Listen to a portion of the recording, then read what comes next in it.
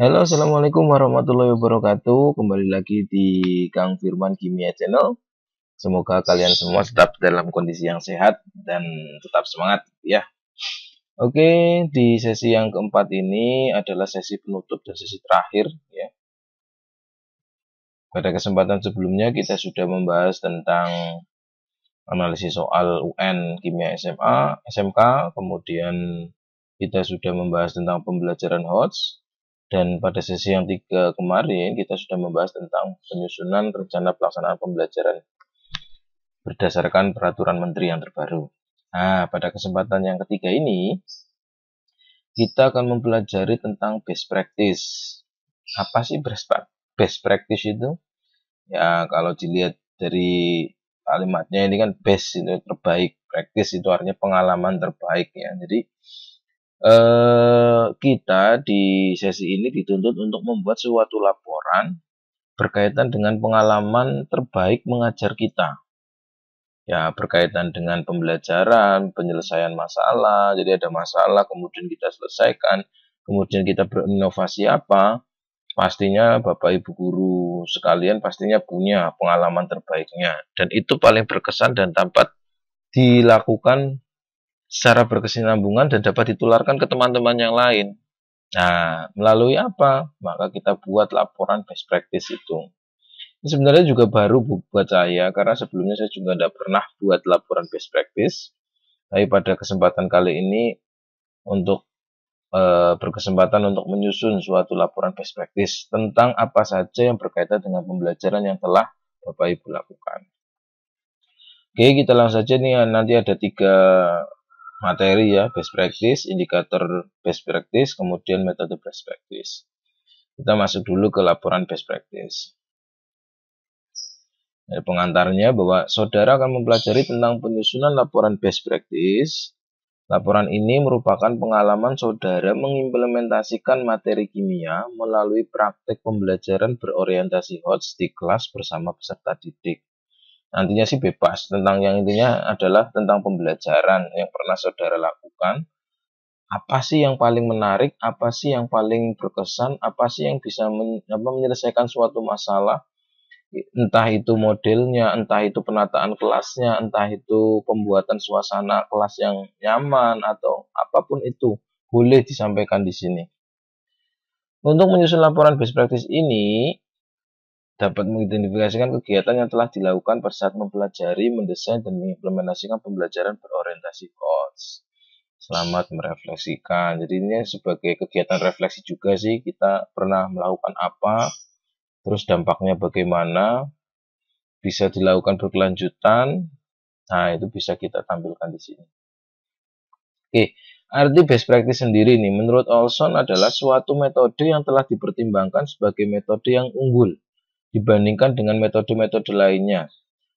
Sedangkan menurut Wikipedia, best practice adalah suatu cara yang paling efektif atau efisien untuk menyelesaikan suatu tugas berdasarkan suatu prosedur yang dapat diulangi yang terbukti sukses untuk banyak orang dalam jangka waktu yang cukup lama dan sering digunakan untuk menjelaskan proses pengembangan suatu standar untuk melakukan suatu hal yang dapat dilakukan oleh berbagai organisasi. Jadi pengalaman kita munculkan, siapa tahu kemudian bisa diimplementasikan untuk kasus-kasus yang hampir sama di sekolah lain, di pembelajaran Bapak Ibu sekalian, yang nantinya bisa jadikan pembelajaran juga. Nantinya jadi sebuah standar baru. Misalkan, oh kalau masalah ini berarti solusinya begini. Ternyata terbukti.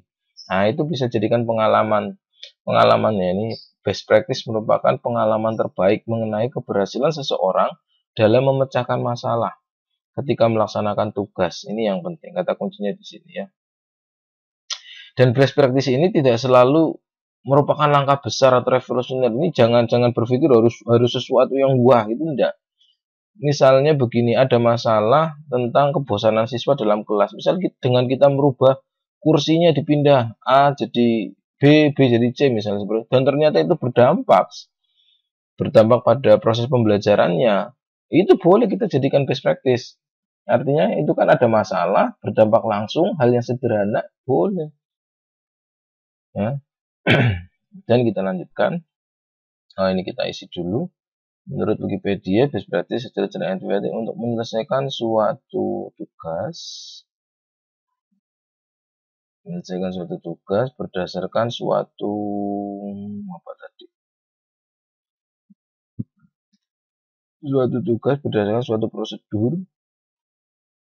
suatu prosedur yang dapat diulangi,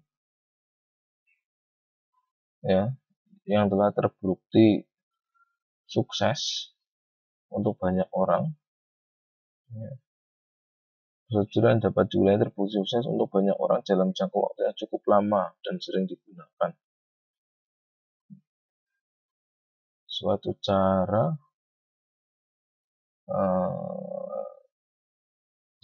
standar untuk melakukan suatu hal yang dapat digunakan oleh banyak orang. Kata best practice digunakan dengan merupakan pengalaman terbaik mengenai keberhasilan suatu seseorang atau kelompok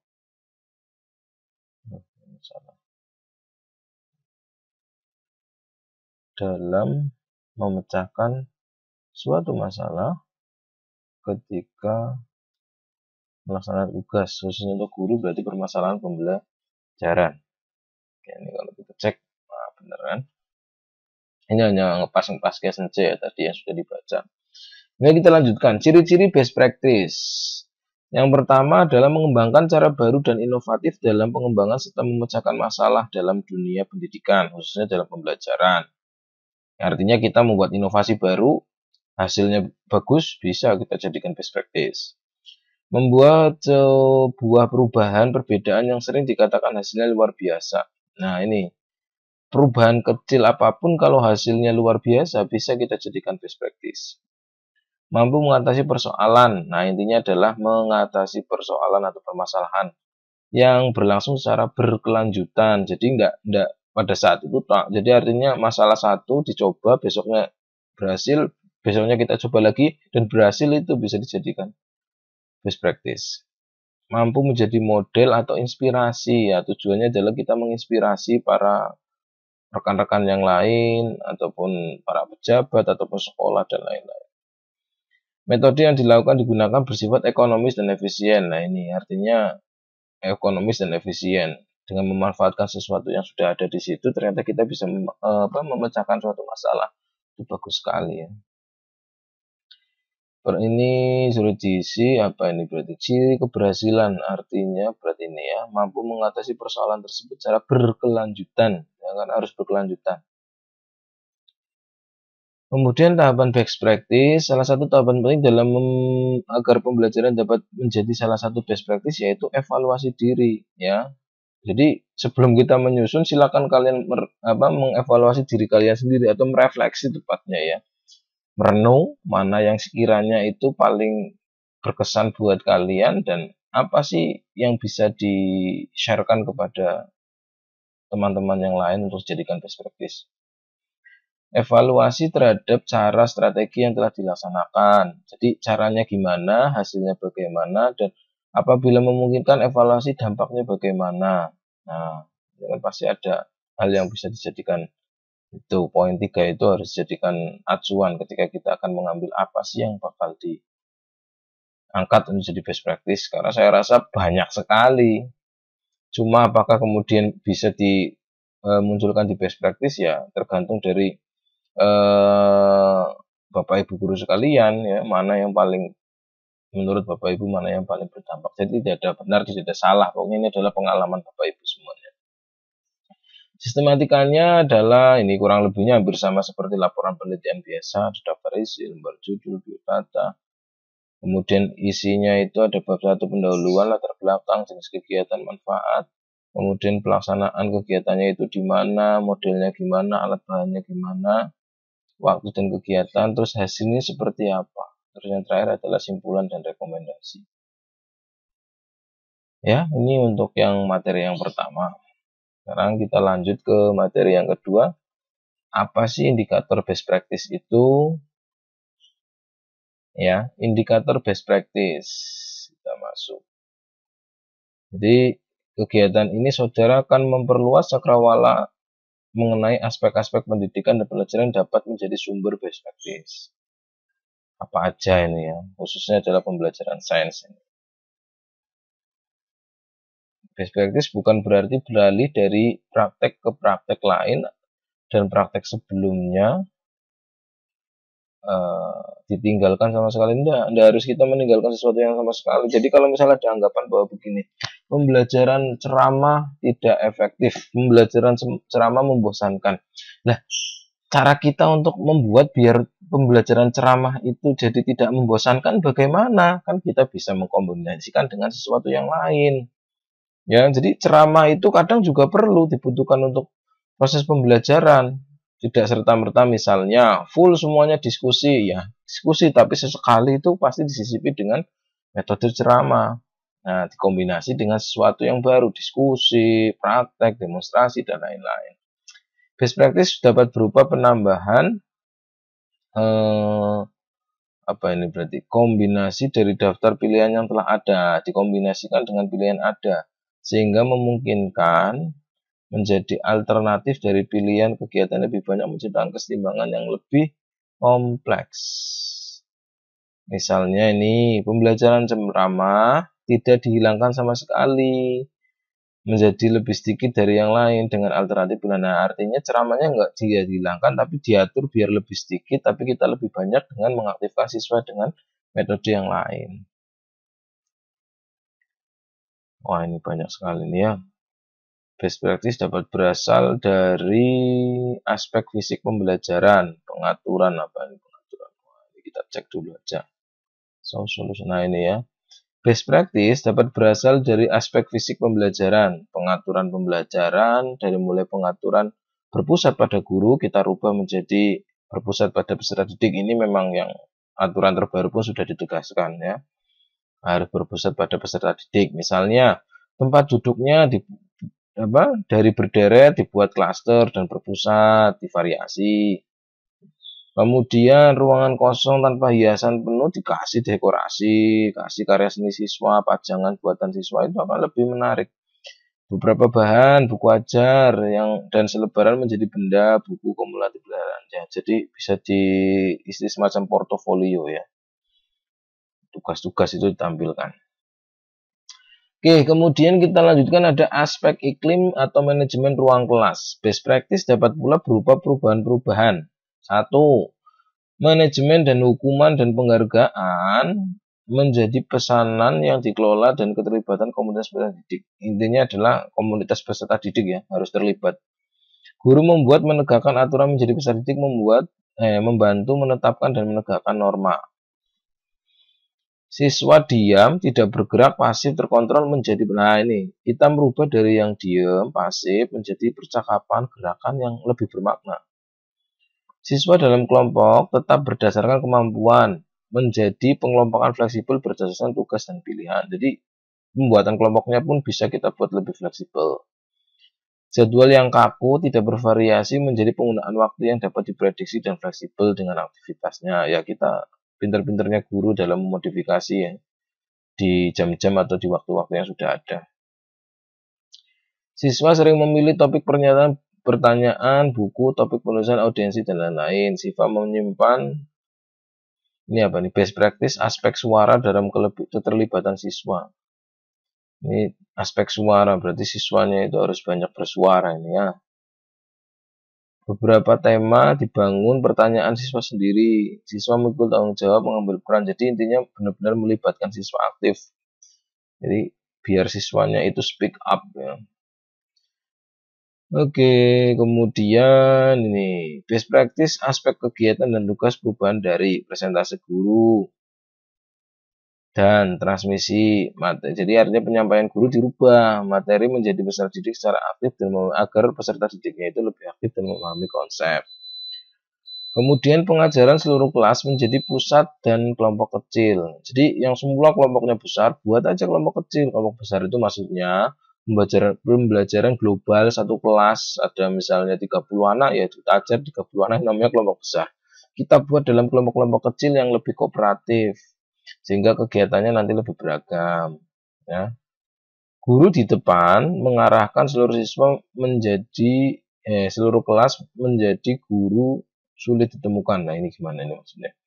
Bekerja dengan kelompok, artinya peran guru ini dikurangi ya. Jadi bukan perannya, porsinya guru dalam menjelaskan itu dikurangi, tapi lebih ke arah mengarahkan, sehingga kerja kelompok itu dapat berjalan dan lebih banyak, ya, lebih aktif siswanya.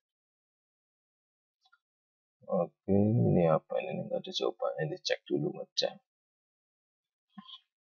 Kemudian best practice dari aspek kegiatan dan tugas dapat berubah. Perubahan apa ya yang bisa ya? Kurikulumnya seragam untuk semua. Menjadi kurikulum khusus ini maksudnya begini. Memang kurikulum itu sudah ada, tetapi bagaimana kita bisa menciptakan kurikulum secara khusus untuk siswa kita sendiri, artinya disesuaikan dengan karakteristik peserta didik. Bisa saja mungkin antar kelas A dan kelas B itu bisa berbeda, karena mungkin kelas A spesial ya, maka kita pelajarannya begini, tapi tetap tidak mengurangi apa yang menjadi tuntutan kurikulum, tapi caranya yang berbeda. Berbagai topik berdasarkan kebutuhan atau pilihan anak. Nah, ini kita sesuaikan ya. Intinya sesuaikan dengan karakteristik anak. Pelajaran jangka pendek, satu hari, satu waktu menjadi kegiatan yang diperluas, menjadi proyek. Artinya begini, mungkin ada yang pernah mengalami waktunya tidak cukup, waktunya sangat sempit, tapi bagaimana cara mengajarkannya? Nah, bisa ditambahkan, kita perluas lagi, menjadi proyek yang dilakukan di luar jam, itu juga bisa. Misalnya begitu. Ya, multi hari. Tujuannya begitu. Jadi pendek itu kan di sekolah, tapi kan mungkin bisa kemudian kita libatkan mereka untuk menyusun suatu proyek dalam jangka waktu tertentu. Fokus dan menghafal dan mengingat menjadi, nah ini menghafal dan mengingat itu kan masih C1 ya. Kita rubah menjadi pada aplikasi pengetahuan dan pemecahan masalah. Aplikasi atau penerapan ini kan berarti sudah masuk ke level 2. Kemudian pemecahan masalah ini kan berpikir tingkat tingginya di sini. Jadi jangan hanya sekedar menjelaskan konsep siswa menghafal, tapi langsung diarahkan kepada aplikasi dan pemecahan masalahnya, itu akan jauh lebih bermakna. Best practice aspek bahasa dan komunikasi. Ini dari terpaksa diam secara konstan menjadi kebisingan dan percakapan bergilir ya. Yang intinya adalah dari yang pasif kita jadikan percakapannya lebih aktif. Tanggapan singkat menjadi diskusi terperinci. Jadi dari tanggapan-tanggapan siswa itu ada yang kita elaborasi untuk menjadi suatu diskusi yang terperinci. Kemudian guru sebagai pembicara menjadi pembicaraan murid dan guru. Nah, jangan hanya gurunya saja yang berbicara, tapi juga ada murid dan guru yang saling terlibat berbicara. Selanjutnya nantinya akhirnya murid dan murid bisa saling berdiskusi. Menulis, semua saluran terbuka. Nah, menulis itu tidak hanya dari siswa guru, siswa-siswa, tapi juga siswa dan orang tua. Ini maksudnya dia melibatkan seluruh komponen. Bicara dan menulis berfokus pada fakta, keterampilan, dan menjadi konsep, menjadi sintetis dan evaluasi. Ada fakta, kemudian kita menjadikannya konsep, kemudian kita mensintesis dan mengevaluasi. Kemudian aspek waktu, alokasi waktunya harus seimbang. Kegiatan yang diarahkan guru dan pekerjaan yang diarahkan siswa juga harus seimbang. Pelajaran khusus mata pelajaran dan pernyataan lintas pendidikan terintegrasi. Ya, ini harusnya kita juga harus tahu, misalnya mau mengajarkan A dan membutuhkan kompetensi A, materi lain, ya berarti harus kita pastikan bahwa anak sudah mendapatkan itu, sehingga akhirnya bisa terintegrasi dengan pembelajaran yang kita terapkan. Pekerjaan individu atau kelompok kecil dan kerja tim pekerjaan seluruh kelas. Intensif dan studi mendalam tentang topik-topik yang dipilih. Ya. Kemudian aktivitas fundamental berulang setiap hari dan secara teratur. Artinya hal-hal yang penting kita biasakan biar jadi suatu kebiasaan ya. Bacaan mandiri, SSR, lokakarya bacaan atau lingkaran sastra. Artinya ini berarti aspek literasinya ya. Kemudian penulisan independen, jurnal, workshop. Ya, jurnal itu artinya suatu kebiasaan yang mungkin sudah dilakukan oleh siswa. Jangan kemudian apa-apa serba dilakukan oleh guru, tapi siswanya juga aktif. Membaca dengan keras untuk siswa, konferensi guru siswa dan siswa. Siswa dapat menjelaskan alokasi waktu dan kegiatan berulang di kelas mereka. Artinya siswa juga mengalami hal yang sama apa yang dialami guru. Jadi guru mau ngajar A, B, C. Kemudian diharapkan siswa juga mengetahui apa sih yang akan dilakukan. Oh, ternyata sama, mempelajari A, B, C. Artinya baik guru maupun siswa memiliki suatu persepsi yang sama tentang apa yang mau diajarkan atau apa yang mau dipelajari bagi siswa. Kemudian aspek penilaian dan perubahan. Ya, ini kita lihat jawabannya. Mana ini? Produk yang dibuat untuk guru dan penilaian menjadi produk yang dibuat untuk acara nyata dan audiensi. Pajangan kelas, lorong, tidak ada postingan tulisan siswa menjadi karya si A. Oh, jadi sesuatu yang awalnya hanya tulisan-tulisan itu diusahakan semua dari siswa. Produk tiruan, tampilkan produk-produk asli dari bervariasi. Jadi yang semula itu hanya tiruan-tiruan, coba aja siswa suruh membuat secara asli, itu kan jadi otentik. Umpan balik guru, skor, nilai umpan balik guru bersifat substantif, bervariasi dan formatif. Ya, jadi banyak variasi.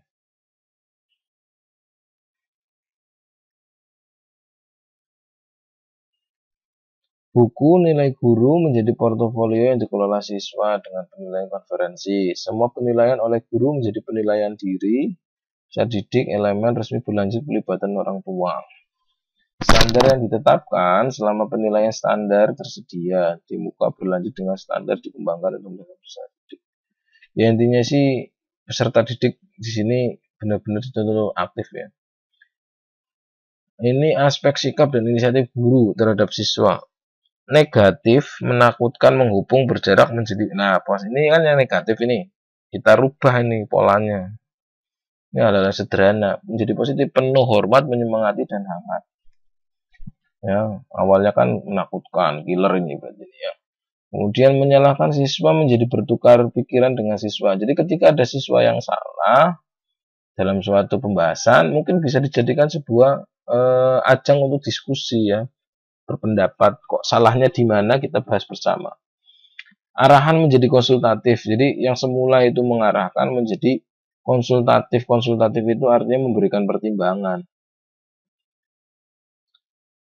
Kemudian terhadap diri sendiri, guru ya, korban tidak berdaya mengambil resiko eksperimen kreatif agen aktif. Intinya guru menjadi agennya saja ya, biar pembelajarannya itu jadi lebih aktif. Menjadi anggota tim dengan orang cerdas lainnya, sekolah menjadi anggota jaringan di luar sekolah, memperbanyak jaringan. Penerimaan pengembangan staf menjadi memilih dan mengarahkan pertumbuhan profesional mereka sendiri. Jadi diharapkan guru itu selalu berkembang ya. Kemudian konsepsi peran pekerjaan pakar, penyaji menjadi pelatih, pembimbing, model, panduan. Nah, ini indikator best practice dalam pembelajaran sains, meningkat menurun ini. Kegiatan langsung yang meliputi siswa mengidentifikasi pertanyaan nyata mereka sendiri tentang fenomena alam. Ini kan berarti sudah ada siswanya sendiri ya yang nyari ya. Ini kan masih tergantung pada teks. Kegiatan pengamatan dirancang oleh siswa. Nah, ini karena siswa sudah ditempatkan, ini sebelumnya apa? Sudah ada resepnya. Nah, ini kurang. Hipotesis, siswa berhipotesis. Nah, yang negatifnya itu kan berarti masih teacher oriented ya. Kemudian informasi berikan menjelaskan data hasil. Nah, ini analisis investigasi. Sedangkan ini apa nih negatifnya? Seolah-olah mereka tidak memiliki pengetahuan. Ini jangan. Ya, jadi kita harus ubah konsep bahwa sekarang itu siswa jangan disuapin ya.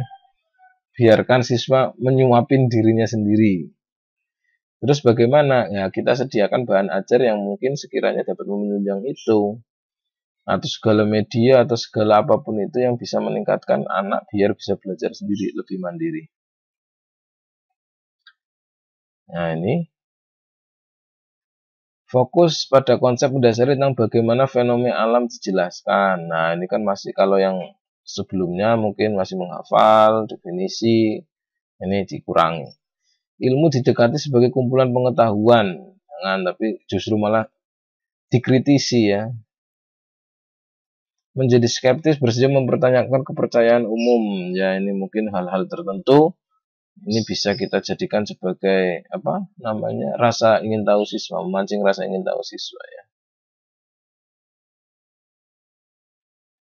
Terbuka mengubah pendapat orang menggunakan logika, ya, intinya pemecahan masalah nantinya ya, berpikir kritis dan HOTS. Kalau ini kan sudah diarahkan, lah ini lebih dalam lagi. Ini baca buku doang, ini kembangkan rasa ingin tahu. Ini terpaku pada teks bacaan, ini terintegrasi semuanya. Bekerja secara individual, nah ini secara kolaboratif, jadi artinya diskusi dengan grup, praktek misalnya.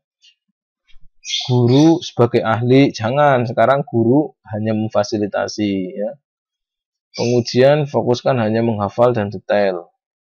Nah ini enggak mengevaluasi hasil yang diperoleh, justru malah ya.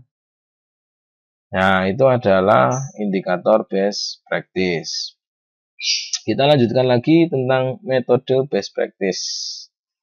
Kita lihat ya isinya apa. Metode dan media best practice. Nah ini. Nah berikut daftar metode pembelajaran sains yang inovatif. Dulu masih banyak sekali nih ya. Hands-on learning, storytelling, role-playing, sport-based learning, visual clue, instructional, ini banyak sekali nih. Ya, ini nanti bisa ditemukan di website, ada websitenya nanti ya. Ini adalah cara atau metode yang mungkin dijadikan sebagai variasi. Ya, variasi. Contohnya misal ini, role play, ini kan artinya bermain peran ini. Ya kita sesuaikan. Science text card. Ya ini dengan kartu bermain kartu ini ya. Tapi kartunya kartu yang berisi tentang pembelajaran. Kemudian ada lagi misalnya apa lagi nih? Ya, ini banyak sekali nih ya. Thinking maps ini berarti membuat kayak semacam mind mapping. Virtual science lab, ya ini lab virtual. Mungkin yang tidak mungkin diterapkan di sekolah karena mungkin alat dan bahannya nggak ada, bisa kita apa namanya, inovasi di virtual science lab ini. Sekarang banyak, ada virtual lab, ada banyak aplikasi. Nah ini masih banyak ya, multimedia approach, point, mini lab, research book, dokumen, science kit, peer-to-peer teaching. Nah ini banyak sekali.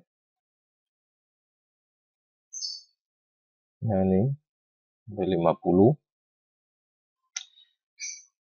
Nah, selain 50 metode tersebut, lebih lanjut guru juga dapat menggunakan teknik. Nah, ini juga kalau tadi metodenya, metode itu berarti apa namanya, desain bagaimana kita menyampaikannya atau merangkainya, mendesain pembelajarannya. Kalau ini tekniknya, teknik itu berarti artinya cara penyampaiannya. Cara penyampaiannya bagaimana? Bisa dengan diskusi di grup atau studi kasus atau apa nih, percobaan. Nah ini ya, penyampaian tadi bisa dengan ini.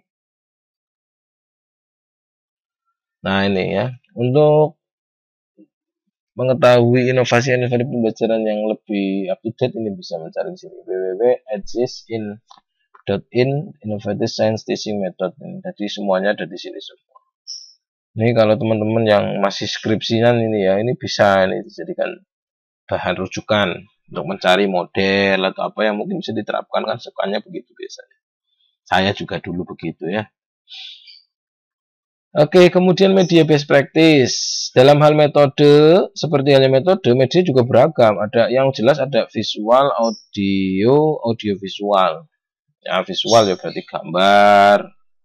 Audio berarti suara. Audio visual berarti gambar dan suara, biasanya berupa video. Sekarang banyak kan itu kita memanfaatkan YouTube, audiovisual itu ya sebagai media pembelajaran. Juga bisa, karena kalau kalian ngetik di YouTube, kalian mau nyari apa aja itu hampir semuanya sudah ada. Ya, jadi sekarang itu apalagi di masa pandemi ini. Jadi banyak sekali para guru-guru ataupun dosen ataupun mungkin yang para pegiat pendidikan yang justru malah membuat konten-konten yang sangat bagus. Oke, ini ada contoh best practice. Ini kebetulan ini karyanya dari pembimbing kami, yaitu Bu Agung Prihatin.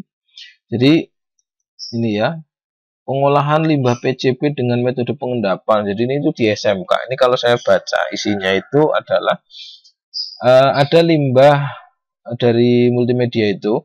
Jadi limbah PCB itu salah satu bagian di alat elektronik itu ya, yang nantinya kalau sudah dipakai itu bakal jadi limbah.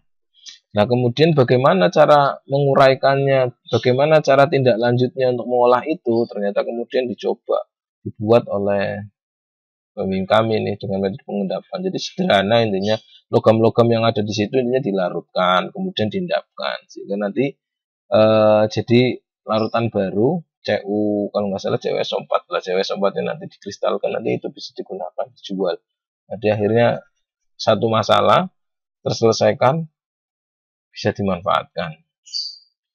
Oke, itu penutupnya tentang sesi yang ketiga ini. Ya, ini mungkin saya akan, ini nanti kalian bisa, misalnya butuh, ini bisa saya downloadkan ini ya, punyanya dari pembimbing.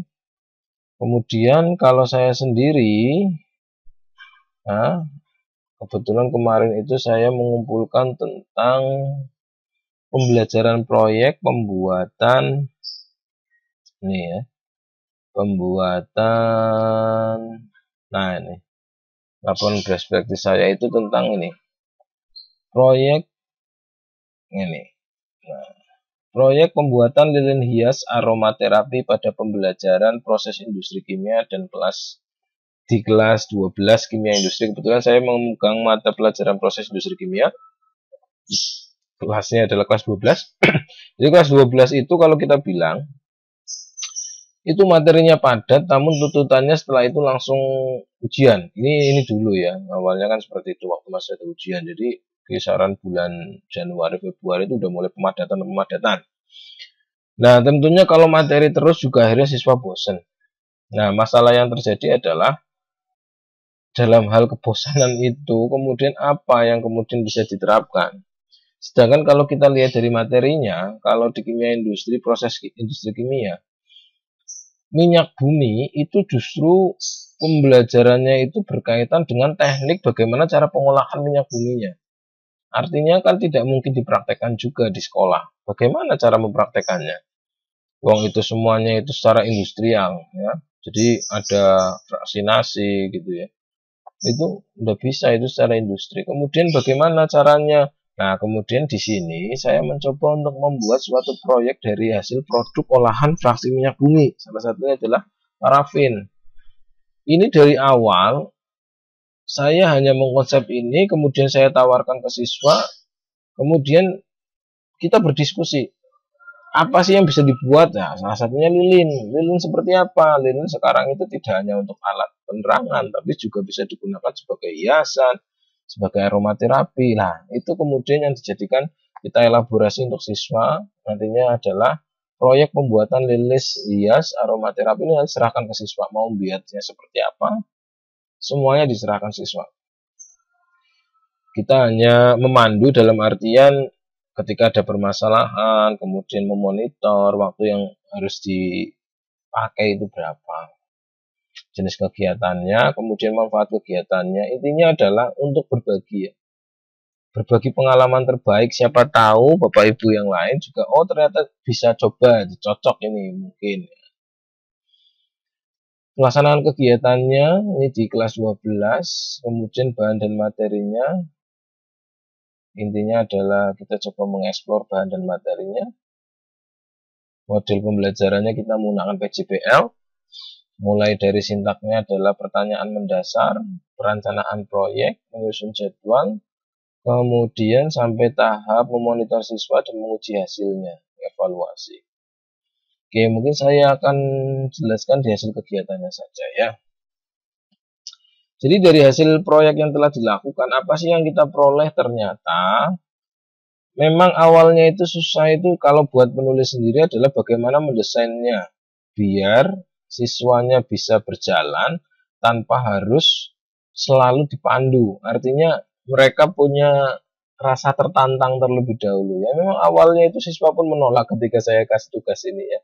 Tapi perlahan dengan memberikan gambaran, memberikan arahan, ternyata siswa juga tertarik untuk membuatnya sendiri. Karena memang semuanya diserahkan ke siswa. Tidak ada satupun yang terarahkan untuk membuat apa. Buat lilin apa gitu ya, maksudnya mau rasa apa terserah. Yang penting mereka punya keunggulan, punya produk yang bisa nilai jual ini ya. Proses pembelajarannya di kelas terdapat 2 kali pertemuan dalam 1 minggu. Lah, pertemuan pertama itu membahas materi minyaknya dulu secara umum ya, biar tahu gambarannya dulu. Setelah itu baru mulai masuk ke salah satu fraksi pemanfaatannya itu adalah itu parafin. Kemudian mulailah di sini kita arahkan untuk pembelajaran proyek. Ini awalnya mereka keberatan, namun setelah dijelaskan, diarahkan, dimotivasi, ternyata justru malah mereka tertantang. Mereka mau buat lilin apa ya? Nah, ini hasilnya suasana pembelajaran menjadi lebih hidup dan lebih menyenangkan, di mana siswa menjadi lebih aktif, diskusi lebih hidup, utamanya ketika mendiskusi tentang produk yang akan dibuat. Nah, ini banyak sekali pertanyaan, Pak, boleh nggak Pak kalau misalnya buat begini? Boleh nggak seperti ini? Ternyata banyak sekali di situ muncul. Boleh, tidak ada yang dilarang sama sekali, justru malah sesuai dengan keinginannya masing-masing. Kita hanya mengarahkan. Mungkin enggak itu bisa dilakukan. Susah enggak? Nah, jadi sampai ke analisis biayanya juga kita bicarakan waktu itu. Jadi jangan sampai udah kita rakap ternyata biayanya mahal dan kemudian justru malah tidak memungkinkan. Ya jangan sampai memberatkan seperti itu. Jadi kita analisis dari situ. Kemudian proses pembuatan produk dilakukan di luar jam pelajaran ini karena tidak memungkinkan untuk dibuat di sekolah, jadi kita memberikan keleluasaan siswa untuk membuatnya di luar jam pelajaran. Nanti apa yang dinilai untuk penilaian proses bisa digunakan video, jadi siswa juga tak suruh untuk membuat video kreatif yang berkaitan dengan cara pembuatannya. Kemudian nanti produknya kita nilai secara bersama-sama. Nah, di sini keterampilan berpikir kreatif siswa diasah. Dan ternyata jiwa entrepreneurship siswa juga mulai tumbuh ketika kita berbicara tentang harga, tentang produknya yang akan dijual. Itu bisa loh memiliki nilai jual. Ya. Kendala lainnya adalah proses penyusunan laporan dan pembuatan video. Lah ini yang namanya praktek itu pasti ada laporan dan itu biasanya yang membuat siswa merasa keberatan. Sehingga bagaimana ini prosesnya? Ini akhirnya waktu itu kita dilakukan diskusi langsung. Kita coba melakukan penyederhanaan format sesuai dengan kesepakatan bersama. Jadi saya itu tujuannya adalah membebaskan siswa untuk membuat sesuai dengan formatnya masing-masing. Ya, jadi akhirnya formatnya beda-beda. Setiap siswa itu beda-beda, setiap kelompok itu beda-beda. Dan videonya pun dibebaskan ya, tapi lebih kepada inti proses pembuatannya saja. Nanti ada videonya sudah saya upload di YouTube juga ya. Nah, yang menarik itu justru ketika kita menguji hasil. Ya, ini pada presentasi produk. Ini menarik sekali karena setiap kelompok itu diberi kesempatan untuk memaparkan dan menonjolkan apa sih keunggulan dari lilinnya itu, sekaligus menguji nyalanya. Dan ternyata ya, siswa menjadi lebih aktif, tanah jauh menjadi lebih mengalir, dan justru malah saling sindir. Itu keunggulannya apa ya? Bukan saling sindir sih, artinya itu justru malah mempertanyakan bagusan punya saya, ternyata seperti itu. Kemudian yang menarik lagi adalah proses penilaiannya. Proses penilaiannya ini dilakukan secara bersama-sama. Guru menilai, semua siswa juga memberikan suaranya. Jadi produknya semua dijejer, dipamerkan. Dari semua produk itu siswa menilai satu-satu. Ya, kemudian kita rekap, nanti penilaiannya digabung antara penilaian guru dan penilaian rekap siswa. Sehingga nanti akhirnya jauh lebih adil dan siswa juga lebih semangat. Dengan catatan dia tidak boleh menilai produknya sendiri, harus menilai produk teman mereka. Nah, ini kemudian tindak lanjutnya karena terdapat permasalahan dalam produk yang dihasilkan. Ini salah satunya. Produk lilin tidak dapat menyala ketika dibakar. Ini menarik karena setelah adanya kasus itu, ada satu kelompok yang tidak menyala. Kemudian kita coba mengelaborasi ya, kita memfasilitasi berdiskusi. dengan pertanyaan, mengapa sih sumbu yang dinyalakan dengan api berhasil menyala sebentar kemudian mati? Apa penyebabnya? Kemudian kita klarifikasi dari kelompok yang bersangkutan, bla bla bla bla. Kemudian setelah itu kita coba tampung aspirasi dari kelompok lain, kok kelompok lain bisa menyala dibandingkan nyala. Dan ternyata diperoleh kesimpulan bahwa pada kelompok yang bersangkutan sumbunya tidak menyala karena sebelumnya sumbunya tidak ikut direndam dalam parafin. Ya, jadi kalau membuat lilin sebaiknya sumbunya itu juga harus ikut digodok atau dipanaskan atau direndam dalam parafinnya. Setelah itu dikeringkan, setelah itu dijadikan sumbu. Jadi ternyata kelompok bersangkutan itu tidak seperti itu, sedangkan kelompok yang lain itu justru malah melakukan. Jadi akhirnya ketemu itu permasalahannya. Kemudian masalah lain adalah produk lilin aromaterapi namun aroma tidak keluar ketika dinyalakan. Kan pengennya kalau aromaterapi berarti ketika dipanaskan harusnya keluar aromanya. Nah ini tidak, berarti kan justru malah menjadi masalah ini ya.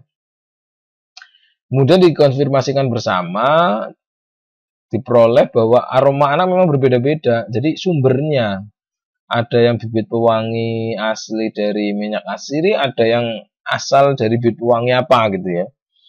Nah, jadi ini hubungannya dengan pelarutnya, apa polar non polar ya. Jangan sampai karena lilin kita tahu bahwa dia non polar, maka carilah yang non polar juga, yang artinya bisa terlarut dalam lilinnya. Jangan sampai tidak terlarut. Kalau sampai tidak terlarut, ya pastinya nggak bisa di keluar itu karena nggak bercampur sama lilinnya. Nah, karena kita juga tidak bisa mengidentifikasi satu-satu dia minyaknya polar atau enggak atau apa, jadi akhirnya kita tidak bisa mengelaborasi lebih lanjut. Tapi yang jelas yang harus digunakan harusnya adalah minyak dari aromaterapi dari minyak asir atau minyak esensial. Kemudian terdapat produk dengan warna yang tidak konsisten. Konsisten itu maksudnya gimana? Jadi dikonfirmasi ternyata siswa kelompok tadi mencoba untuk memadukan warna berlapis. Jadi ada yang membuat lilin tapi berlapis-lapis warnanya. Tapi ternyata prosesnya justru malah bercampur warnanya. Ya ini kan berarti ada yang kurang, akhirnya warnanya jadi aneh. Kasus ini sebenarnya benar-benar mengasah keterampilan berpikir kritis siswa. Jadi siswa itu benar-benar kreatif sendiri ya, buat seperti itu nggak ada instruksi bahwa suruh membuat berlapis-lapis, tetapi mereka mencoba sendiri dan mereka menemukan masalahnya sendiri nih ya. Jadi intinya pembelajaran yang semula didominasi dengan ceramah, penjelasan melalui PowerPoint berubah menjadi pembelajaran yang lebih hidup, yaitu dengan memberikan proyek ke siswa. Sehingga minat belajar siswa kembali naik dan akhirnya pun hasil belajarnya semakin baik. Nah, ini mungkin dokumentasinya ini bentuk lilinnya. Ini yang saya maksud warnanya tidak konsisten itu yang ini. Ini juga nyampur, tapi ini yang warnanya konsisten juga bagus di lapisan seperti ini. Ini lilin yang sumbunya tidak nyala ini ya. Nah ini ada yang kreatif, ada yang kayak ini lapisan seperti ini, lilinnya bagus, lilin hias. Ini juga bagus warnanya, dia sendiri. Ini presentasinya. Nah ini videonya nanti bisa diakses di link ini ya, atau ketik aja di situ. Kang Firman Channel sudah ada di sini ya. Kang Firman Kimia. Nah ini ada link hias. Oke, itu contoh best practice yang sudah saya buat. Nanti kalau misalkan butuh ya bisa nanti saya kasih. Kemudian kalau sudah itu nanti ada ada tes latihan soalnya juga berkaitan dengan itu. Dan sesi yang terakhir adalah penutup. Tapi sebelum penutup itu ada istilahnya video conference ya. Jadi kita mempresentasikan tadi seperti tadi persis ya. Mempresentasikan hasil best practice yang sudah kita buat. Oke, terima kasih sudah menyaksikan dari rangkaian sesi 1 sampai sesi 4. Ini juga sebagai ajang dokumentasi buat saya pribadi, jadi silakan bisa buat pembelajaran kalian semua. Terima kasih. Wassalamualaikum warahmatullahi wabarakatuh.